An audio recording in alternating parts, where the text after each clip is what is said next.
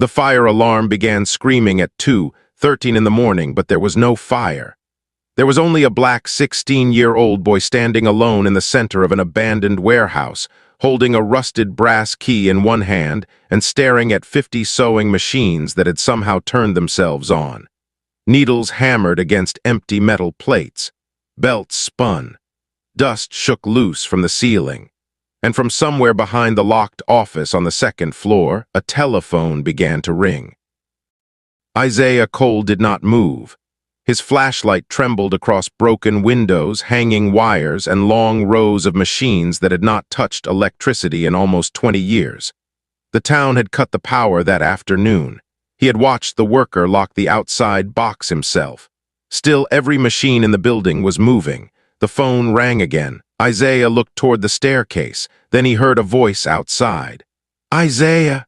It was his mother. Her voice carried through the loading doors, sharp with fear. He turned toward it, but the rusted key in his palm had already become warm. Not warm from his hand. Hot. So hot he nearly dropped it. Then, just as suddenly as they had started, all 50 sewing machines stopped. The silence hit harder than the noise. The telephone upstairs rang one final time. Isaiah stared at the dark office door. He did not know yet that someone had been waiting years for that phone to ring again. He did not know why the mayor had been so eager to give the warehouse away. And he had no idea that by sunrise, half the town would want the building back. 3 days earlier, the warehouse had looked like nothing worth saving. It sat at the edge of Bellwether, Missouri, beyond the railroad tracks where weeds grew through cracked asphalt and old factory signs leaned toward the road. The red brick walls were blackened by rain. Half the windows were broken. One loading door hung open like a loose tooth. People called it the Crowley Building, though no Crowley had worked there in years. Once it had been the largest clothing factory in the county. Now pigeons lived in the rafters. The town owed $14,000 in unpaid taxes and cleanup fees on the property. No company wanted it. No developer would touch it. The roof leaked, the wiring was dangerous, and there were rumors of chemicals buried beneath the floor. So the council made an announcement. Anyone willing to accept full responsibility for the building could take ownership for $1. Most people laughed. Isaiah did not. He stood in the back row of the meeting room beside his mother, wearing a faded green work jacket that had belonged to his father. The sleeves were too long. His hands disappeared inside them whenever he crossed his arms. At the front of the room, Mayor Dodd smiled beneath bright lights and held up a photograph of the warehouse. "Think of it as an opportunity," he said. Someone near the aisle whispered, "Opportunity to die from mold." The room laughed again. Isaiah kept staring at the photograph, not at the walls. Not at the broken roof, at the small sign over the side entrance. CROWLEY Textiles, his mother noticed. "Don't," she whispered. Isaiah looked at her. She was 38, tired from 2 hospital shifts and still wearing blue scrubs under her winter coat. Her face carried the look she used whenever she already knew what he was thinking. "I haven't said anything," he replied. "You don't have to." Mayor Dodd tapped the microphone. $1, he repeated. "The town simply needs someone willing to take it." Isaiah raised his hand. The laughter stopped slowly. Mayor Dodd squinted into the room. "Yes, I'll take it." For 2 seconds, nobody reacted. Then someone chuckled. A man near the front turned around to see who had spoken. Isaiah's mother closed her eyes. Mayor Dodd leaned closer to the microphone. "Young man, this is a legal transfer of property." "I know. You must be 18. "I turn 17 next month." More laughter. Isaiah did not sit down. "My mother can sign with me." His mother turned sharply. "No, she cannot." A few people smiled. Isaiah reached into his jacket and pulled out a folded piece of paper. The paper was old, yellow at the edges, and softened from being opened too many times. His father's handwriting covered one side. At the bottom was a rough drawing of the Crowley warehouse. His mother's face changed when she saw it. Not anger, something older. "Put that away," she said quietly. Mayor Dodd watched from the front. "What is that?" Isaiah folded it again. "Nothing." But it was not nothing. It was the last page from his father's notebook. The rest of the notebook had disappeared the night his father died. Isaiah had been 11 then. He remembered rain against the kitchen windows. He remembered his father leaving after midnight in his work boots. He remembered the sound of the front door closing. By morning, a sheriff's deputy was sitting at their table. Truck had been found near the river. His father had not. People said he had slipped from the old bridge. People said the current had carried him away. People said many things when they did not know the truth. But 6 months after the funeral, Isaiah found the folded page hidden behind a loose board in the garage. There were only 4 words written beneath the drawing. Don't let them bury it. For 5 years, Isaiah had kept the page inside his father's old jacket. He had never understood what it meant. Until the town offered the Crowley warehouse for $1. After the meeting, his mother did not speak until they reached the parking lot. Cold wind pushed paper cups across the pavement. She stopped beside their car and faced him. "You are not taking that building." Isaiah kept his eyes on the warehouse photograph folded inside the council brochure. "Dad drew it." "I know what he drew." That answer made him look up. His mother had already reached for the car door. "You knew." She froze. The wind lifted a strand of hair across her face. "Mom," she opened the door, "get in. What did he know about Crowley?" "Isaiah, why did he draw it?" Her hand tightened around the handle. For a moment he thought she might tell him. Instead she said, "Your father spent too much time chasing things that could not be fixed." Then she got into the car. Isaiah stood alone under the parking lot lights, the old paper pressed inside his jacket. The next morning, Mayor Dodd called. He said the council had reviewed the law. Isaiah could not own the property alone, but his mother could purchase it and place it in a family trust until he turned 18. His mother refused. By lunch, the mayor called again. This time he offered to waive the transfer fees. By evening, he offered to send town workers to clear the entrance. That was when Isaiah's mother became suspicious. "Why does he want it gone so badly?" she asked. Isaiah looked toward the kitchen table. His father's page lay open beneath the light. "I think Dad knew." She sat across from him, arms folded. "And what exactly do you think he knew?" "I don't know. That building could collapse. I know. You could get hurt. I know. We do not have money for repairs. I know." Her voice rose. "Then why are you acting like this is some kind of gift?" Isaiah looked down at the 4 words. "Because Dad didn't leave me anything else." The room went still. His mother's anger disappeared, but she did not answer. The old refrigerator clicked off. Outside, a train sounded in the distance. Isaiah's fingers rested on the edge of the paper. "I don't think he was talking about the building," he said. His mother stared at him. "What do you mean?" "I think he was talking about something inside it." The next afternoon, she signed, not because she believed him, because she knew he would go there with or without her. The town clerk handed them a thin folder, 2 keys, and a warning not to enter the West Storage Wing. Mayor Dodd shook Isaiah's hand longer than necessary. "Congratulations," he said. His smile looked relieved. Isaiah noticed mud on the mayor's shoes, fresh red mud, the same kind that covered the ground behind the warehouse. That evening, Isaiah walked through the side entrance for the first time. The air smelled like wet wood, machine oil, and something metallic beneath the floor. His boots crunched over glass. Rows of sewing machines disappeared into darkness. On the walls, old safety posters curled at the corners. Coats still hung from hooks near the break room as if workers had stepped outside and never returned. His mother stayed near the entrance. 20 minutes, she said. Isaiah nodded. He found the office stairs behind a row of cutting tables. At the top was a locked door with a small brass plate. ECROWLEY. The town keys did not fit. Then Isaiah saw something scratched into the wood beside the frame. 4 short words, "Don't let them bury it." His breath stopped. The letters were narrow and uneven, his father's handwriting.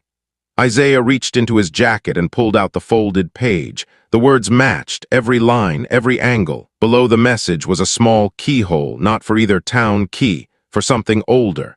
Isaiah stepped back and noticed a loose brick beside the stairs.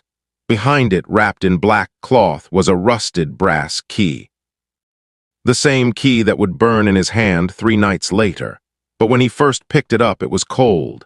And tied around it was a faded paper tag. Written on the tag was a date. The date his father disappeared. Isaiah held the tag beneath his flashlight. March 17, 5 years ago, the night rain had struck the kitchen windows and his father had walked out wearing brown work boots. His mother climbed 3 steps before she saw his face. "What is it?" Isaiah turned the key so she could see the date. For a moment she made no sound, then her hand closed around the railing. "Where did you find that?" "Behind the brick. Put it back." Isaiah looked toward the office door. "Dad hid it." "Isaiah, put it back." Her voice was low now, not angry, afraid. That frightened him more than shouting would have. "You knew he came here." His mother climbed the rest of the stairs and reached for the key, but Isaiah pulled his hand away. "Didn't you?" She stared at the date. Rain tapped against the broken windows below.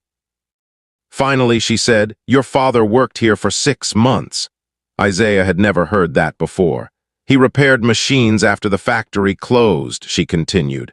"Crowley paid him in cash late at night. Your father said it was temporary." "Why didn't you tell me?" "Because nothing good came from it." "What happened?" Her eyes moved to the office door. "He started coming home with dirt on his clothes, red dirt. He stopped sleeping. He kept writing in that notebook and checking the road through the curtains." Isaiah's fingers tightened around the key. "Who was he afraid of?" "He never said." "Then what did he find?" "I don't know," but she looked away when she said it. Isaiah stepped toward the door. His mother blocked him. "No, the key was hidden beside Dad's message. And that message may be the reason he never came home." The words landed between them. Below, wind pushed through the warehouse and stirred loose paper across the floor. Isaiah looked at his mother's face. She seemed smaller under the weak flashlight, caught between the son standing in front of her and the husband she had lost. Then something moved inside the office. A soft scrape, like a chair leg crossing wood. Both of them turned. Isaiah slowly raised the key. His mother grabbed his wrist. "We're leaving." This time he followed. They locked the side entrance and crossed the cracked parking lot without speaking. The warehouse stood behind them, every broken window dark. At the car, Isaiah looked back once. A pale shape moved across the second-floor office window, then vanished. He said nothing to his mother. That night he placed the brass key beside his father's page on the kitchen table. He waited until his mother went asleep. Then he opened his laptop. Most articles about Crowley Textiles were short. The factory opened in 1968. At its peak, more than 300 people worked there. It made uniforms, work shirts, and hospital clothing. Then orders moved overseas, wages fell, and workers were dismissed. The final shift ended in November 2007, but one article did not match the others. It was published 2 months after the shutdown. Local workers questioned missing retirement funds. Isaiah read it twice. 41 workers claimed money had vanished from a company retirement account. Crowley blamed poor investments. Lawyers blamed incomplete records. The case ended when the company declared bankruptcy. At the bottom was a photograph. Workers stood outside the warehouse holding cardboard signs. Near the edge of the frame was Isaiah's grandfather. He was younger, with thick black hair and the same narrow eyes Isaiah saw in the mirror. Isaiah zoomed in. His grandfather held no sign. He was pointing toward a window on the second floor, the office. Isaiah heard the bedroom door open behind him. His mother stood in the hallway. "You should be asleep." "Grandpa worked there." She looked at the screen. "Yes." "You never told me that either." "I was trying to leave that place in the past." "Dad worked there. Grandpa worked there. Dad disappeared the night this key was hidden. How is that the past?" His mother came closer and closed the laptop. "Because your grandfather spent 10 years trying to prove Crowley stole from those workers. It ruined him. Your father thought he could finish what his father started." "And did he?" "No." "How do you know?" Her hand remained on the laptop. "Because the money was never found." Isaiah looked at the brass key. "What if it wasn't money?" His mother's eyes sharpened. "What does that mean?" "The note says don't let them bury it, not steal it, not hide it."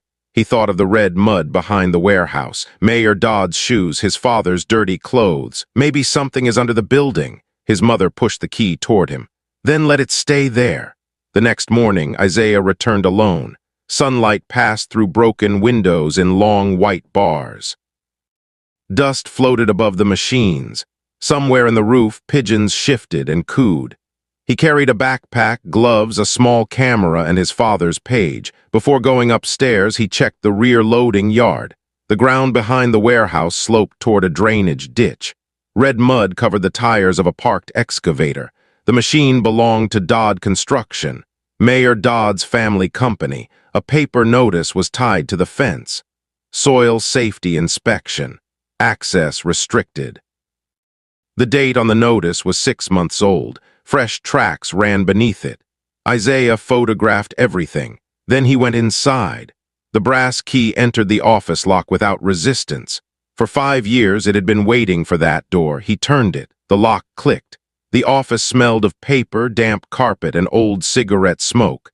A wooden desk sat beneath the window. Filing cabinets lined one wall. A calendar still showed November 2007. There was no chair near the door. Nothing that could have made the scraping sound. Isaiah stepped inside. On the desk sat a black telephone. The cord had been cut. He lifted the receiver. No sound. Beside it was an empty space in the dust shaped like a small rectangle. Something had recently been removed. Isaiah checked the drawers, receipts, worker lists, machine repair records. Then inside the bottom drawer he found a photograph. His father stood beside one of the sewing machines, smiling at the camera. Next to him stood an older white man in a dark coat. On the back, someone had written, Daniel Cole and Edward Crowley, March 17, the date of his father's disappearance. Isaiah studied the older man. Edward Crowley had died in 2011, at least that was what every article said. A sound came from below, the side entrance opening. Isaiah slipped the photograph into his jacket and moved behind the office door. Footsteps crossed the factory floor, slow, heavy, not his mother. The steps stopped beneath the stairs. Boy, Mayor Dodd's voice echoed through the warehouse. Isaiah held his breath. I know you're in here. The mayor climbed the first step. Wood creaked under his weight. Isaiah looked around for another exit. The office window opened onto a narrow metal awning above the loading yard, but the drop was too far. Mayor Dodd climbed another step. You need to understand something, he called. That building is not safe. Isaiah noticed a second door behind the filing cabinets. It was narrow and painted the same gray as the wall. He pulled it open. A dark passage ran between the office and the brick exterior. The mayor reached the top landing. Isaiah stepped into the passage and closed the hidden door behind him. Through a crack, he watched Mayor Dodd enter the office. The mayor did not search the room. He walked directly to the bottom desk drawer. When he found it empty, his face changed. He took out his phone. He opened it, he whispered. The photograph is gone. Isaiah pressed himself against the wall. A voice answered through the phone, too faint to understand. Mayor Dodd listened, then looked toward the hidden door. Then we move tonight, he said. He ended the call and left. Isaiah waited until the footsteps disappeared. Then he followed the narrow passage. It sloped downward behind the walls, ending at a rusted metal ladder. At the bottom was a concrete tunnel filled with cold air. A row of pipes ran along the ceiling. Fresh red mud covered the floor. Isaiah crouched and touched it, still wet. The tunnel led toward the west storage wing, the section the town had warned them not to enter. 20 feet ahead, his flashlight found a steel door. A new padlock hung from it. On the floor beside the door was a torn piece of black cloth, the same cloth that had wrapped the brass key. Isaiah picked it up. Something was stitched into the fabric, 3 numbers, 213. At that exact moment, the warehouse fire alarm began to scream. The alarm shook dust from the tunnel ceiling. Isaiah covered one ear and ran back toward the ladder. By the time he reached the factory floor, every sewing machine had started moving. Needles struck metal, belts snapped in circles, loose thread whipped through the air. Then the telephone rang upstairs. Isaiah stopped beneath the office. The cord had been cut. Still, it rang again. Isaiah! His mother's voice came from outside. He crossed the floor and pulled open the loading door. She stood beside the car in her hospital coat, breathing hard. Behind her, 2 town trucks had turned into the rear yard. "What did you do?" she asked. "Nothing." The alarm stopped. The machines died with it. The sudden silence left only the sound of engines outside. Mayor Dodd stepped from the first truck. 3 men climbed from the second, carrying flashlights, chains, and a cutting torch. His mother looked from them to Isaiah. "What are they doing here?" Isaiah took out the photograph. "Moving something." Mayor Dodd entered through the loading door without knocking. His eyes settled on the photograph in Isaiah's hand. "You should give me that." "Why?" "Because you do not understand what you found." Isaiah's mother moved between them. "Then explain it." The mayor removed his coat and laid it across a cutting table. Without the smile he wore at council meetings, he looked older. 12 years ago, the town was dying, he said. Crowley was gone, shops were closing, families were leaving. "That does not answer her question," Isaiah said. Mayor Dodd looked toward the West Wing. "The retirement money was not lost." His mother's face hardened. "It was stolen." "Moved," he replied. "Crowley used the fund to keep the factory alive. He believed new contracts were coming. They never came, no, and the workers lost everything." Mayor Dodd's jaw tightened. "The records proving it were hidden before the bankruptcy hearing. Your grandfather searched for them. Your father found them." Isaiah felt the brass key inside his pocket. "Where?" The mayor said nothing. "Behind that steel door." One of the workers near the entrance looked at Dodd. That was enough. Isaiah's mother stepped closer. "What happened to Daniel?" The mayor's eyes dropped. "I did not kill your husband. You knew he was here that night." "Yes." Rain began striking the roof. The mayor rubbed both hands across his face. "Daniel called me. He said he had found the records and wanted the town to help return what was left." "What was left?" Isaiah asked. "Not cash, property, equipment, land deeds, insurance accounts." Crowley had hidden assets under other company names. The warehouse suddenly felt less empty. Every machine, every wall, every rusted table seemed to be waiting. "Dad wanted to give it back," Isaiah said. "He wanted to reopen the case. If he had, the town would have been responsible for millions it did not have. So you stopped him." "I begged him to wait." His mother's voice became quiet. "What happened on the bridge?" Mayor Dodd looked at her. "He never reached the bridge." A sound came from the office above, one soft click. The black telephone began ringing again. Everyone looked up. Mayor Dodd's face lost its color. "That line is dead," he whispered. Isaiah took the stairs 2 at a time. His mother followed. Inside the office, the telephone rang once more. Isaiah lifted the receiver. At first there was only static, then a man's voice, weak, broken, but familiar. "Isaiah." His knees almost gave way. He had not heard that voice since he was 11. "Dad!" His mother covered her mouth. The men below stopped moving. The voice returned through the static. "Do not open the west room with them inside." Isaiah stared at Mayor Dodd. "Where are you?" "Below the old boiler road." The line cracked. "I tried to come home. Crowley's men caught me. They took the notebook. I escaped through the drain tunnel, but the flood carried me south." His mother grabbed the desk. "All these years." "I woke in a county hospital without my name. It took years for pieces to come back. By then I was afraid. I thought they were still watching you." Mayor Dodd stepped into the office. "Daniel." The voice went silent. Then Isaiah's father said, "The alarm was wired to call one number if the tunnel door opened. I replaced the battery every year." Isaiah looked at the phone. "You were here, never when anyone could see me." The pale shape in the window, the moved object on the desk. Someone had been watching the warehouse, not haunting it. "Why didn't you come to us?" His father breathed slowly. "Shame can keep a man hidden longer than fear." Isaiah's mother began to cry without making a sound. "Where are you now?" she asked. "At the old pumping station." The line went dead. For 1 second no one moved. Then Isaiah turned toward the stairs. Mayor Dodd blocked the doorway. "If that steel room opens, this town will be buried in lawsuits." Isaiah reached into his pocket and held up the brass key. "No, it will finally stop burying people." The mayor looked at the workers below. None of them moved toward Isaiah. One lowered the cutting torch. Another stepped away from the west wing.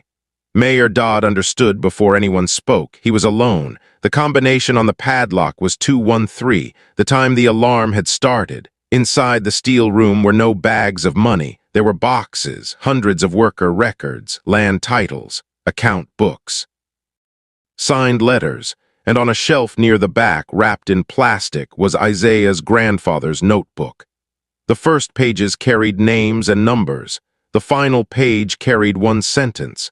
A town does not survive by protecting its buildings. It survives by protecting its people. By sunrise, state investigators had arrived. By noon, Mayor Dodd had resigned. By evening, every news station in the county stood outside the warehouse the town had sold for $1. But Isaiah was not there. He was sitting in the passenger seat of his mother's car outside the old pumping station. Rain ran down the windshield. A thin man stood beneath the broken awning wearing a brown work coat. His hair had turned gray. One hand rested against the wall as if he needed it to remain standing. Isaiah's mother opened her door but could not step out. Isaiah looked at the brass key in his palm. For days, it had meant a locked room. Then it had meant proof. Now it meant a door that could finally open. He placed it on the dashboard and walked into the rain. His father did not ask to be forgiven.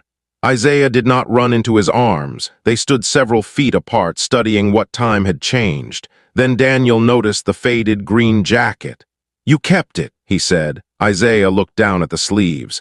"They finally fit." His father smiled once, then covered his face. Isaiah crossed the distance between them. Months later, the Crowley warehouse reopened, not as a factory.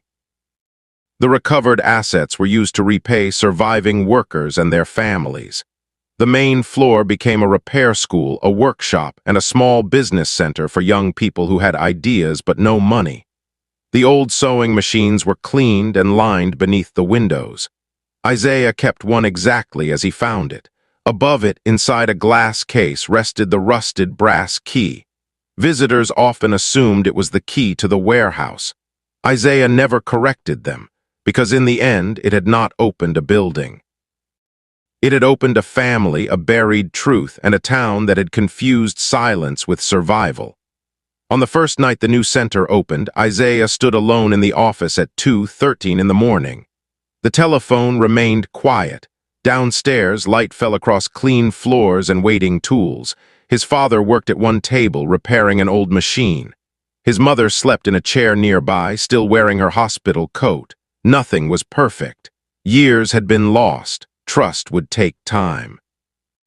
Some wounds had no quick repair, but the doors were open. And sometimes that is how hope begins, not when everything is restored, but when someone finally refuses to leave the truth locked away. If this story stayed with you, share it with someone who still believes forgotten things can be given a second life.